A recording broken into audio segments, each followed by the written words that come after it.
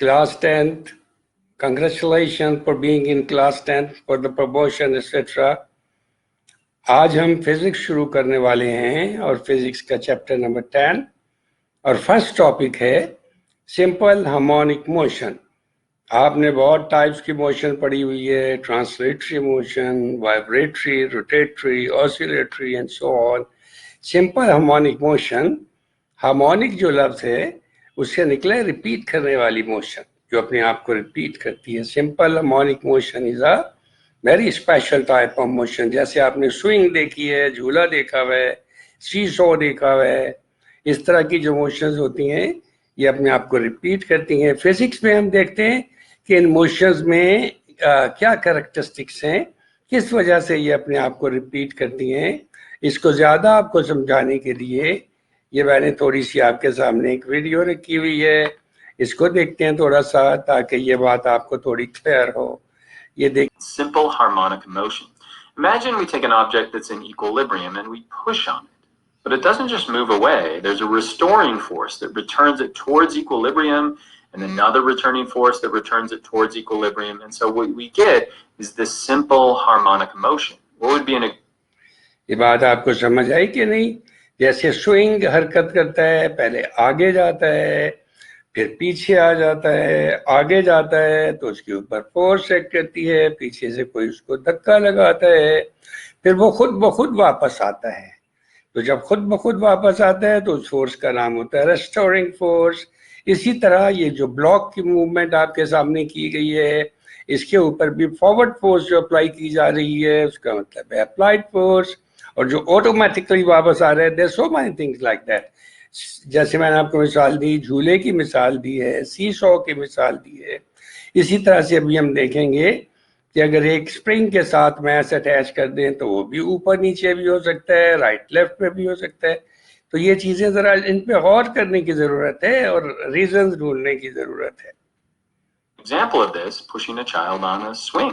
And so there are really two examples we'll do in AP Physics. One is a mass spring oscillator, and so it's going to bounce up and down like this, or a pendulum that's going to swing back and forth like this. So equilibrium is going to be right in the middle, but these restoring forces continue to bring it back to कि ये जो दो चीज़ें आपके सामने नज़र आ रही हैं, ये जो पेंडुलम है इसका जो दरमियान में हिस्सा है, यहाँ पे शुरू में ये खड़ा हुआ था, तो we say that it is the equilibrium position. यहाँ पर इसके ऊपर स्टेशनरी था, शुरू में खड़ा हुआ था, इसको पकड़कर हम राइट साइड पर ले गए, अप्लाइड फोर्स अप्लाई की गई, यहाँ ले जाके जब इसको छोड़ा तो अपने वेट की वजह से ये वापस यहाँ आने की कोशिश करता है, इसको कहते हैं, फिर इसके ऊपर रेस्टोरिंग फोर्स एक्ट करना शुरू कर देती है। सिमिलरली जब स्प्रिंग को हम नीचे खींचेंगे तो we apply a force upon that, और जब ये स्प्रिंग नीचे खिंच जाएगा तो स्प्रिंग की वजह से it will go back, it will move up and down, up and down. This type of a motion is called simple, this is called the oscillatory और द वाइब्रेटरी मोशन। ये सारी की सारी मोशन जो होती हैं इसी टाइप की होती हैं। going to be right in the middle, but these restoring forces continue to bring it back towards equilibrium. And so if you have an object moving towards equilibrium based on restoring forces, we call that simple harmonic motion. And so here are the two types we'll talk about in AP Physics. Now, an important characteristic with each of these is the period of that harmonic motion. Period is always going to be measured in seconds, and it's time. So it's the time it takes on this oscillating spring to move from here to bounce up and then to bounce back again, or for a pendulum to swing from here over to here and then back again. And so in a mass spring oscillator, how do we increase the period? Well, the easiest way to do that is simply increase the mass. As we increase the mass hanging from the spring, the period is going to get longer. How do we decrease it? Well, we can change the stiffness of the spring. As we make it stiffer, then we're going to make that period go down. What about a pendulum? How do we increase the period of a pendulum? Well, we do that by just simply changing the length of the pendulum. Now, what's interesting about pendulums is the mass doesn't have anything to do with it. And so how do we then decrease the period of the pendulum? Well, we have to change the gravitational field strength. As we increase that field strength, then we're going to decrease the period. And so that there are so many things ये जो इन्होंने discuss किए हैं, ये बहुत सारी चीज़ें discuss की हैं। हम भी अपने सिलेबस में, अपनी बुक में दो चीज़ें पढ़ेंगे। एक पढ़ेंगे mass attached to a spring, it is called an oscillator. ये simple pendulum है, एक mass bob इसको कहते हैं, it is attached and it is moving to का मतलब आगे to and fro motion है इसकी bob की. और जब कोई यहाँ पे इसको पकड़ के ले जाते हैं राइट साइड पे और ये वापस अपनी जगह पर आ जाता है, इसको कहते हैं time taken for one complete vibration or oscillation. It is called the period of the motion. Similarly, when the spring goes up and comes back, we say that it is the period of this motion. इसमें ये चीजें हमने discuss की हैं. जब हम अपना syllabus पढ़ेंगे तो ये चीजें आप देखेंगे, ये चीजें आपके सामने लिखी हुई हैं, इसमें आप नोट करेंगे. will let you know the formulas about the period of the motion. और उसको देख के हम ये अंदाजा लगाएंगे कि किसी भी mass attach to the spring का पीरियड यानी ये वाला टाइम इंक्रीज हो सकता है फॉर वन कंप्लीट ऑसिलेशन अगर इसका मैस बढ़ा दें, और कम हो सकता है अगर ये जो स्प्रिंग है ये ज्यादा हार्ड किस्म का ले लें तो इसके मुश्किल से मूव करेगा, तो इसका मतलब है टाइम पीरियड उसका कम हो जाएगा. ये लेकिन फिजिकल रीजन हम जब फॉर्मूला देखेंगे तब will let you know that ये वाली चीजें बहुत अच्छी हैं बेटा. आपका लेवल अभी शुरू का है, जैसे 10th का लेवल है, मगर this will remain with you for your higher studies, for intermediate and onward studies. ये सारी चीजें आपके काम आएंगी. इसी तरह से हम जब फॉर्मूला डिस्कस करेंगे तो देखेंगे कि ये लंबाई जो है इसकी लेंथ ऑफ द पेंडुलम जब इंक्रीज कर देते हैं तो इसका टाइम पीरियड जो है बढ़ जाता है, और यही डिक्रीज कर देते हैं अगर इसकी ग्रेविटेशनल जी जो एक्सेलरेशन ड्यू टू ग्रेविटी जो है इसको बढ़ाते हैं तो ये इसका डिक्रीज हो जाता है. These are very simple and important things.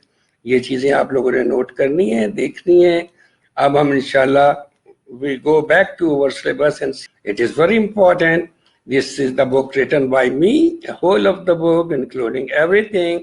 ये जो फिगर बनाई हुई है ये भी मैंने बनाई है, वर्ड में बनाई. देखिए सारे इसके हिस्से अलग अलग हैं, सो मैनी पार्ट्स को जोड़ के बनाई हुई है. तो ये आपको मैं ये दिखा रहा हूँ सिर्फ. ये देखें ये अलग अलग भी हो सकते हैं. यहाँ पे बेटा ये mass attach to a spring है, जैसे अभी हमने डिस्कस किया. इसको अगर हम राइट पे पुल कर देंगे और जब इसको छोड़ेंगे तो ये खुद ब खुद यहाँ कंप्रेस हो जाएगा और ये आगे पीछे मूव करता रहेगा. ये हमारा सेकंड टॉपिक है, ये हम बाद में पढ़ेंगे. फिलहाल हम देखते हैं कि what is the definition of simple harmonic motion. Simple harmonic motion जो सारी मोशन हमने डिस्कस किए हैं उसमें हमने देखा कि ये ऑसिलेटरी मोशन होती है. होता क्या असल में, जब इसको खींच कर आगे ले जाते हैं इसके ऊपर एक फोर्स एक्ट कर रही होती है. ये वाली जो पोजीशन है जहाँ शुरू में ओ पे रखी हुई है बॉडी, इसको इक्विलिब्रियम पोजीशन कहते हैं. तो ये कोशिश करती है वापस ओ पर आने की. इसका मतलब है इसकी डायरेक्शन ऑफ मोशन हमेशा टुवर्ड्स ओ होती है.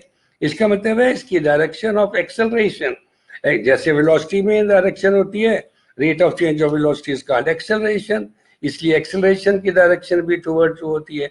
और जब ये यहाँ पहुंचकर दोबारा ओ पे पहुंचता है तो लेकिन अपनी इनर्शिया की वजह से, वेलोसिटी की वजह से यहाँ रुकता नहीं है बल्कि स्प्रिंग को भी दबा देता है ऐसे करके.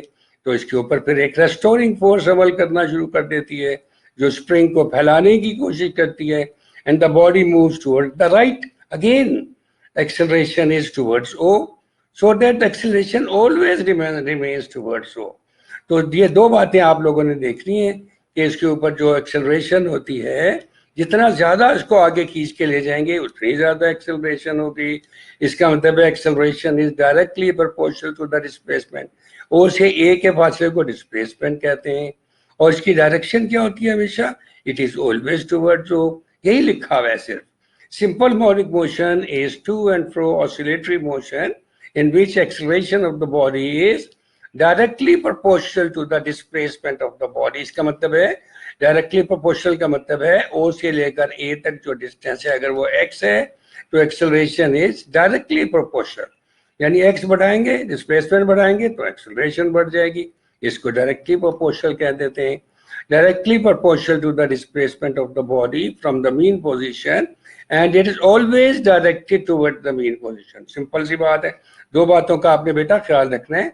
और ये जो चीजें मैंने अलग से भी लिख दी हैं, necessary and necessary condition to execute simple harmonic motion is, number one, a body executing simple harmonic motion vibrates about the mean position. Mean position ON, इसके right left में vibrate करती रहती है. The magnitude of the acceleration, इसमें vector quantity होती है acceleration. इसमें दो चीजें होती हैं, एक magnitude होता है और एक direction होती है. Magnitude आपने कहना है, magnitude of the acceleration is always directly proportional to the displacement from the mean position, and acceleration is always directed toward the mean position. बेटा अगर आज आप ये समझ लें, पढ़ लें, बहुत बड़ी बात है. दो ही बातें होती हैं. Acceleration is a vector quantity. It has both magnitude and direction. तो इसमें दोनों चीजें जब आप डिस्कस करेंगे तो आप दोनों चीजों के बारे में बताएंगे कि एक्सेलरेशन का मैग्नीट्यूड कैसा होता है. It is directly proportional to the displacement. उसकी डायरेक्शन क्या होती है? It is always directed toward the mean position. And that's all for this lecture. All the best. Take care. Inshallah, tomorrow we'll be studying the next topic. Okay. Allah Hafiz.